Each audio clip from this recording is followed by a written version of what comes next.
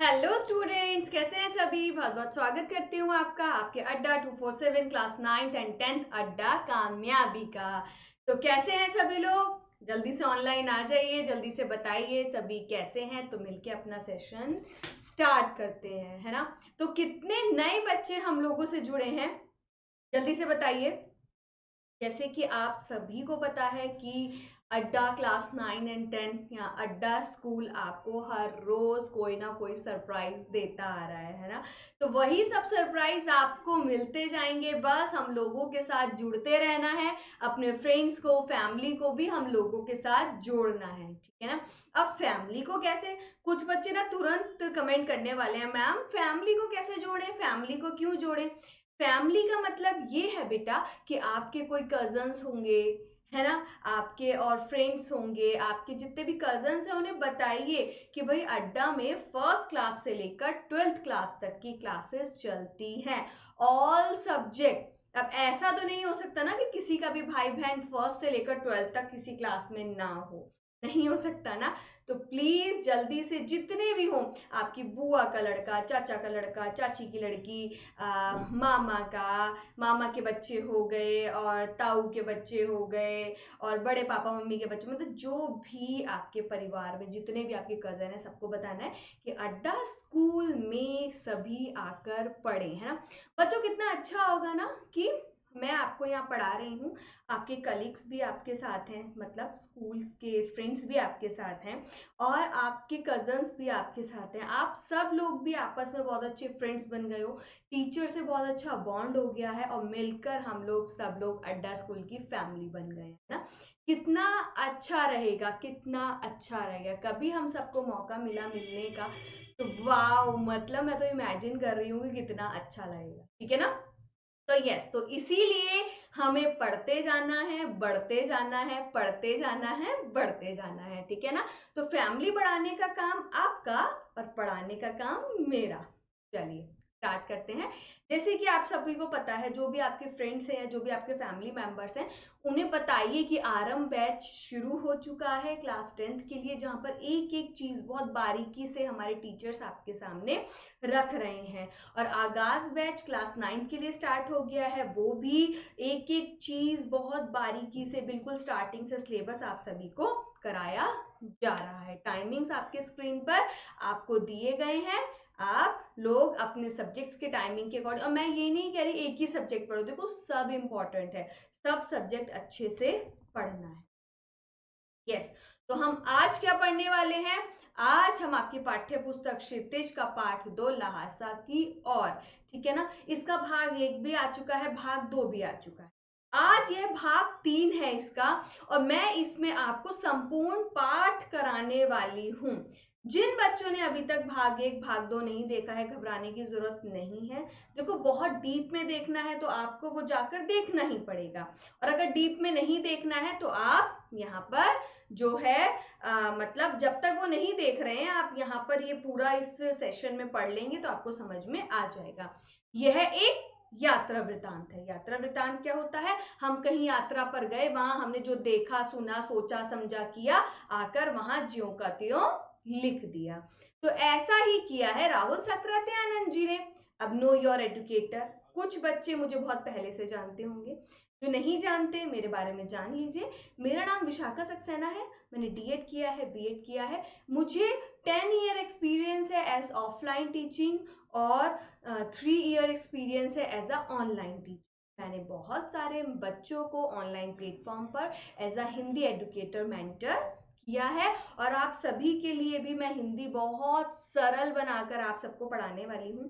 Tension मत लेना, बस मुझसे कनेक्ट रहिए, मुझे बताइए कि किस चीज की आपको जरूरत है।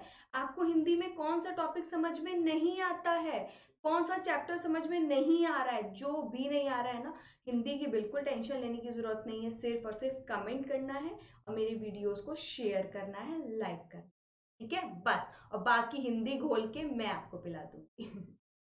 आगे बढ़ते हैं। तो let's put our thinking caps on, यानी हिंदी में बोले तो दिमाग की बत्ती खोल लेने का, ठीक है। चलिए आगे बढ़ते हैं। तो पाठ का सार जानने की हम कोशिश करते हैं, मैं बहुत जल्दी जल्दी आपको पूरा पाठ जैसे रटा दूं, ठीक है ना, उस तरीके से हम इसको कर रहे हैं। तो ये जो अंश है ये राहुल सक्रात्यानंद जी ने अपना एक यात्रा वृतांत लिखा है। वह पहली बार 1929 और 1930 में नेपाल गए थे, वह भी तिब्बत गए थे नेपाल के रास्ते से, तब का यह उन्होंने लिया रखा है। और वह एक मतलब जेंटलमैन बनकर नहीं गए थे, वह एक भीख मंगे के वेश में गए थे।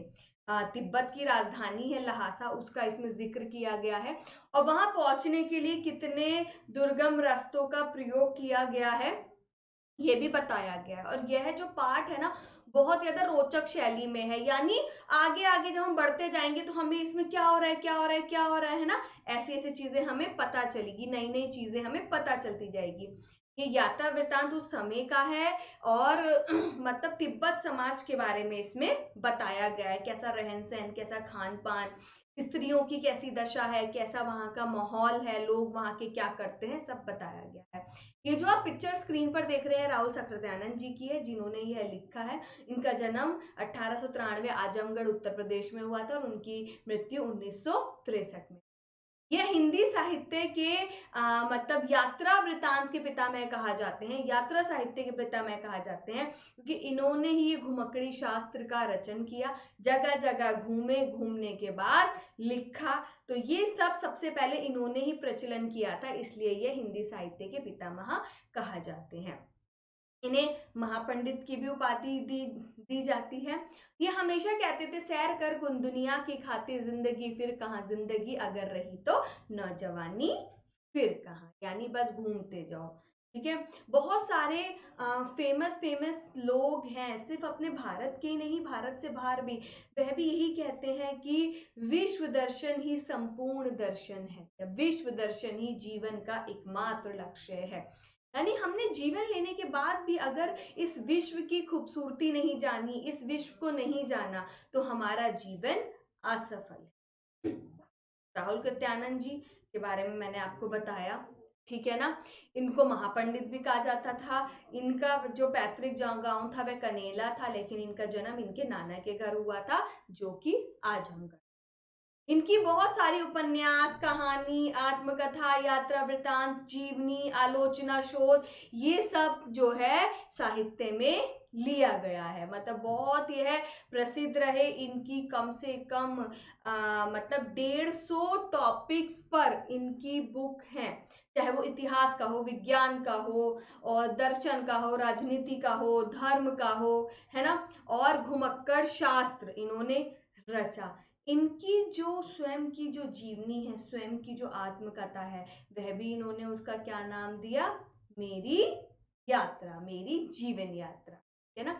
यानी अपनी अपनी आत्मकथा भी इन्होंने मेरी जीवन यात्रा के नाम से लिखी।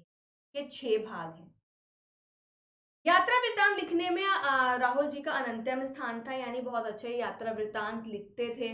ये भी बताते थे कि घूमने के क्या क्या फायदे हैं, सिर्फ मनोरंजन ही नहीं है, ज्ञानवर्धक भी होता है। हम बहुत सारी जानकारियां, दूसरों की संस्कृति के बारे में जानते हैं, और अच्छा बुरा हर तरीके की हम दुनिया देख पाते हैं। दुनिया में रहने की समझ भी हमको कहाँ से आती है, जब हम दुनिया को एक्सप्लोर करते है ना। तो इनकी के बारे में जानते हैं। यहाँ आप एक मैप देख रहे हैं, इस मैप में देख रहे हैं आप इंडिया, है ना, इंडिया ये रहा, और उसके बाद ये नेपाल जो है, एक सेकेंड बेटा, नेपाल जो है, नेपाल के रास्ते से होकर वह तिब्बत गए थे उस समय जो है, और जो दूसरे रास्ते थे वह नहीं खुले थे, तो ये नेपाल, और ये नेपाल होते हुए ही बेटा, ये लोग जो है बेटा, जब नेपाल होते हुए ही ये कहाँ गए थे, वहां पर पहुंचे थे, ठीक है। लहासा की तरफ गए थे। वह नेपाल से तिब्बत जाने का मुख्य रास्ता है। वह कैसा रास्ता था, मुख्य रास्ता था। उस समय जो है बेटा ये फरी कललपोड़ का रास्ता नहीं खुला था। तो नेपाल ही नहीं, हिंदुस्तान की चीजें भी इसी रास्ते से जाया करती थी, यानी जो रास्ता था वह एक ही रास्ता था, हर तरीके की चीजें नेपाल होते हुए ही तिब्बत जाया करती थी। और वो जो रास्ता था वह सैनिक रास्ता भी था, है ना, व्यापार का रास्ता भी था, यानी कुल मिलाकर अगर तिब्बत जाना है तो नेपाल से होते हुए ही जाना पड़ता था। जगह जगह फौजी चौकियां बनी हुई थी, है ना, फौज खड़ी रहती थी, चीनी पलटन हुआ करती थी, लेकिन अब जो चीनी पलटन है वहां से जा चुकी है। जो चीनी पलटन के जो किले हैं वहां पर आके आम लोग बस गए हैं, और वहीं पर जो वो चीनी किले बने हुए हैं वहीं पर वह चाय पीने के लिए रुके थे। अब वो बताते हैं कि तिब्बत में अगर लोगों को बहुत ज्यादा परेशानी है ना, तो बहुत अच्छी बातें भी हैं। वहाँ जाति प्रथा नहीं है, वहाँ वहाँ पर्दा प्रथा नहीं है, औरतें मतलब पर्दा नहीं करती हैं। बस जो बहुत ज्यादा भीख मंगे लोग होते हैं उनको घर में नहीं आने दिया जाता है, वरना किसी अनजान को भी घर में आने दिया जाता है। वहां एक बात और बताइए, अगर आपको चाय पीने का मन है तो जरूरी नहीं है आप चाय खरीद के पिए। अगर आपके पास चाय का सामान है तो आप किसी भी घर में जा सकते हैं। घर में जाने के बाद वहां की औरत को कह सकते हैं कि भाई ये सामान लो, मेरे लिए चाय बना दो। और अगर आपको डर है कि वह आपकी चाय की सारी सामग्री उस चाय में नहीं डालेगी, तो आप उसकी रसोई में जाकर स्वयं भी वो चाय बना सकते हैं। यानी इतना खुला माहौल उस जमाने में 1929 1930 की बात है, उस समय दिखाया गया है। जो तिब्बत की जो चाय है बेटा, वो एक विशेष प्रकार की चाय है। उसमें नमक लगता है, सोडा लगता है और मक्खन लगता है। हमारी चाय कैसी होती है कमेंट बॉक्स में बताओ। और अगर ऐसा आपको नमक, सोडा और मक्खन डाल के चाय दी जाए तो कौन बच्चा इंटरेस्टेड है पीने में, प्लीज मुझे बताना, है ना भाई। मैं तो शायद नहीं हूं इंटरेस्टेड ऐसी चाय पीने में, अगर आप लोग हो तो जरूर बताना, ठीक है। अब क्या हुआ, जब वो उस किले से आगे बढ़ने लगे तो राहदारी मांगने आए, यानी कि उस जगह में घुसने के लिए जो टैक्स की पर्चियां थी उन्होंने दे दी। अब ठोंडला के आखिरी गांव में पहुंच चुके थे। वहां पर बहुत जो उनके दोस्त जिनके साथ वे गए थे सुमिति, बहुत सारे लोग उनके जान पहचान के थे, तो उन्हीं की वजह से उन्हें वहां बहुत अच्छी जगह मिल गई थी रुकने के लिए। और जब वह पहले आए थे तो वह एक जेंटलमैन के रूप में आए थे, लेकिन फिर भी उन्हें घर नहीं मिला था, रहने के लिए अच्छी जगह नहीं मिली थी। तो राहुल सकृत्यानंद जी कहते हैं कि कोई जरूरी नहीं कि वहां ऐसा ही होता हो, सिर्फ भीख मंगों को पूछा जाता हो। ये उस समय के लोगों की मनोवृत्ति पर भी निर्भर करता था। कैसी मनोवृत्ति? क्योंकि लोग जो है ना शाम, क्योंकि वो उस समय शाम के वक्त पहुंचे, तो शाम के वक्त वहां पर लोग शराब वराब पीकर जो है मतलब अपने होश में ही नहीं रहते। अब जब कोई होश में ही नहीं होगा तो शायद भीख मंगा आए या फिर कोई अच्छा आदमी आए, वो किसी को क्या ही किसी से बात करेगा, क्या ही ठहरने की कोई जगह देगा। अब जब सुबह हुई तो उन्हें वहां से सबसे विकट रास्ता, सबसे कठिन रास्ता डांडा ठोंडला पार करना था। सबसे ज्यादा वहां पर जो है डर होता था। एक तो इतनी खतरनाक रोड, ऊपर से वहां पर डाकू भी मिलते थे। और वो डाकू क्या करते थे बेटा, पहले लोगों को मार डालते थे, फिर देखते थे इनके पास कुछ है या नहीं है। इस वजह से भी जो राहुल जी हैं और जो सुमिति जी हैं वह लोग भीख मंगे का वेश बनाकर गए थे, है ना। और क्या होता था वहां पर ना बेटा, मतलब कोई कानून ही नहीं था।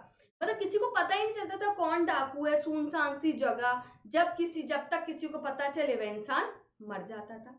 कोई कानून ही नहीं था। लोग बंदूकें, तलवारें ऐसे लेकर घूमते थे, पिस्तौल वगैरह जैसे कि लाठियां लेकर घूम रहे हूं, है ना। और लोगों को लूट के, पहले लोगों को मार डालते थे फिर लूटते थे। अब अगर वो लोगों को ना मारे तो उसमें भी परेशानी है, तो लोगों को, पुलिस को पता चल जाएगा तो उनका काम धंधा खत्म हो जाएगा। तो जो सुमिति और राहुल जी थे, तो वो जब आगे निकले तो क्या हुआ कि मतलब जैसे ही वो ऐसे देखते कि ये डाकू है, अपनी टोपी उतारते, और टोपी उतारने के बाद दया दया कुची कुची, एक पैसा दे दे, एक मतलब भीख मांगने लगते उनके आगे। अब भाई भिखारियों को डाकू क्या ही मारेंगे, डाकू सोचेंगे भैया ये तो हम ही से मांग रहे हैं, हमें क्या दे पाएंगे। तो इस वजह से उनका रास्ता आसानी से पार हो जाता है। अब जो उनका अलग अगला पड़ाव था वो 16-17 मील का था। इतनी चढ़ाई चढ़ना उनके बस की नहीं था। तो उन्होंने क्या किया, उन्होंने दोस्त से कहा एक काम करो, घोड़े कर लेते हैं, उसमें सामान रखकर हम चलेंगे। दूसरे दिन उन्होंने घोड़े करे। अब जो घोड़ा हुआ, वो जो राहुल जी का घोड़ा था बहुत थका और बहुत धीमे चल रहा था, और सुमिति का घोड़ा आगे चला गया। आगे जाकर दो रास्ते निकल रहे थे ऐसे, इधर और इधर। उन्हें जाना था बाईं तरफ, वो चले गए दाईं तरफ। अब भाई जब उन्हें आगे जाके पता चला कि वो रास्ता भटक चुके हैं, वापस आए। जब वह पहुंचे सुमिति के पास तो सुमिति का मुंह गुस्से से लाल हो चुका था। तो वह बताते हैं कि देखो मैं तो ऐसे चल रहा था जैसे दंग तीनों वस्तु चलता है, ये घोड़ा देखो मेरा कसूर नहीं है। मतलब उन्होंने ये बात बताई ही नहीं कि वह गलत रास्ते पे चले गए, तो उन्होंने सारा कसूर घोड़े पे डाल दिया। ये घोड़ा अगर अच्छे से चलता तो मैं जल्दी आ जाता, मेरी क्या गलती है। लेकिन सुमिति ने मतलब उनके लिए चाय वाय बनाकर रखी थी, चाय वाय पिलाई, फिर वो आगे को चल देते। अब एक चोटी दिखाई दे रही थी जहां पर वहां के देवता का स्थान था, एक प्रकार का मंदिर था।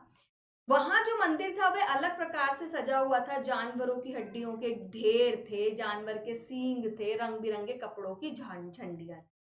जैसे कि आपने देखा होगा लोग लद्दाख जाते हैं, लद्दाख से जब आते हैं तो अपनी कार में पीछे रंग बिरंगी झंडियां लगा लेते हैं। आपके यहाँ किस किस के यहाँ वो झंडियां हैं, या किस किस फ्रेंड्स के आपने देखी है, या किस किस ने देखी हैं वो झंडियां, किस किस को वो तिब्बती झंडियां अच्छी लगती है, मुझे बताइएगा। तो मतलब क्या होता है बेटा, वहां के लोगों में मान्यता है कि उस झंडियों पर अपनी विश लिखकर उड़ाई जाती है। मतलब जितना उसको लगता है जितना उस पर हवा लगेगी उतना वो उनकी विशेष भगवान तक पहुंचेगी। अब उन्हें उतरना था, उतरना मतलब बिल्कुल भी मतलब मुश्किल नहीं था, लेकिन फिर भी उन्हें ये लग रहा था कि मतलब अगर वह घोड़ा मिल जाता तो सही होता, है ना। लेकिन जो है वह बहुत ज्यादा मतलब एक तरीके से बहुत ज्यादा परेशान थे वह। क्यों इसलिए भी परेशान थे कि उनको जो घोड़ा मिला था वह बिल्कुल भी अच्छा नहीं था। ठीक है, उसके बाद क्या हुआ, जब वह आगे गए तो आगे उन्हें जो है टीरी समाधि गिरी जहां पहुंचना था वहां तक, वहां पर वे पहुंच जाते हैं। अब सुमिति बोलने लगे कि भाई मुझे तो क्या करना है, कपड़े की पतली पतली जो जो वो झंडियां हैं वो सब में बांटनी है। अब सुमिति को लगा अब ये चले गए तो ये समझो कि ये तो फिर आने से रहे। उन्होंने कहा कि तुम ये मत बांटो, मैं तुम्हें पैसे दूंगा, तुम्हें मतलब तुम ये बहुत दूर बांटने मत जाओ, यहीं आसपास बांट लो, अगर तुम ऐसा करोगे तो मैं तुम्हें इसके लिए पैसा दूंगा। तो वो नहीं जाते हैं। बहुत ज्यादा फिर जो है लहासा पहुंच के मैं रुपए दूंगा, उन्होंने ऐसा कहा। अब क्या होता है, अगले दिन उन्हें नीचे उतरना होता है। सुबह सुबह वो चलते नहीं, कोई घोड़ा उन्हें मिलता नहीं है, 10-11 बजे की इतनी तेज धूप हो जाती है कि उनका धूप से चेहरा तो लाल हो रहा होता है और पीछे से कंधे ठंडे हो जाते हैं, बहुत मुश्किल होती है। अब वह पहुंचते हैं शेख विहार। शेख विहार में क्या होता है, जमींदार लोग होते हैं वो जागीरों से खेती करवाते हैं, सब करवाते हैं। और उसकी खास बात क्या है कि वहां पर जो भिक्षु होता है उसको उनका हेड बना दिया जाता है, वो सब देख रेख करता है। तो सुमिति के एक जान पहचान के भिक्षु हैं, भिक्षु नम से, तो वे उनके पास पहुंचते हैं, वे उनका इतने अच्छे से ध्यान रखते हैं। राहुल जी कहते हैं कि जबकि मैं खुद भिखारी के वेश में था, उन्हें मतलब बहुत ज्यादा मेरा खातिर नहीं करनी चाहिए थी, लेकिन फिर भी उन्होंने उनकी बहुत अच्छी खातिर करी। अब आगे देखते हैं कि जो है मतलब एक बहुत अच्छा सा मंदिर है, वह मंदिर में जाते हैं, वहां बुद्ध वचन लिखी होती है। इतने में ही सुमिति आते हैं, कहते हैं कि उन्हें और जो उनके पास मतलब वो विशेष वाली जो चिट्ठियां हैं वह सबको बांटनी है। तो वह इतना बुक में रम जाते हैं, वह उन्हें कहते हैं ठीक है आ जाओ। उन्हें लगता है कि सुमिति 2-3 दिन में आएंगे, तब तक वे बुद्ध वचन पढ़ लेंगे, लेकिन सुमिति अगले दिन ही लौट आती। वह उस बुद्ध वचन पढ़कर इतने प्रभावित हो जाते हैं कि आगे आने वाले समय में वह बुद्ध के फॉलोअर बन जाते हैं। और जो है अब जब वो आ जाते हैं तो फिर वो भिक्षु नमसे से विदाई लेकर और अपने अपने जगह की ओर प्रस्थान कर लेते हैं। तो यह था लहासा की ओर तक का सफर। देखो यहाँ राहुल सकृत्यानंद जी ने क्या कहा है, लहासा के बारे में नहीं बताया है, लहासा से तक पहुंचने का रास्ता बताया है ना। क्योंकि वह कहते हैं कि लक्ष्य से ज्यादा आनंद पूर्वक होता है लक्ष्य तक पहुंचने का सफर। तो उन्होंने लहासा कैसा था इस बारे में कुछ नहीं बताया है, जबकि भारत से लेकर नेपाल के रास्ते होते हुए वे लहासा तक किस तरीके से पहुंचते हैं उन्होंने यह दर्शाया। तो यह थी कहानी, जो यात्रा वृत्तांत जो कि राहुल सकृत्यानंद जी ने लिखी है। कोई भी परेशानी हो, कुछ समझ में ना आया हो तो कमेंट कर सकते हैं। इसको पूरा पढ़ने के लिए मेरी प्लेलिस्ट में जाके भाग 1 और भाग 2 अवश्य पढ़िए, ताकि चैप्टर को आप डीपली पढ़ सकें। जब तक चैप्टर को डीपली नहीं पढ़ेंगे तब तक बेटा अगर क्वेश्चंस आ जाएंगे तो आप उसको बहुत लॉन्ग वे में नहीं लिख पाएंगे, है ना। ये जरूर पढ़िएगा। हमारे टेलीग्राम चैनल से आप जुड़ सकते हैं, डिस्क्रिप्शन बॉक्स में टेलीग्राम का लिंक दिया हुआ है। और रिकैप में बस यही है कि लहासा तक पहुंचने का सफर कैसा रहा उन्हें बताया है। Thank you for watching. अड्डा 247 क्लास 9th एंड 10th को सब्सक्राइब जरूर करना है, लाइक करना है, कमेंट करना है, मेरी वीडियो को शेयर करो, प्लीज हिंदी पढ़ो, बच्चों को कहो।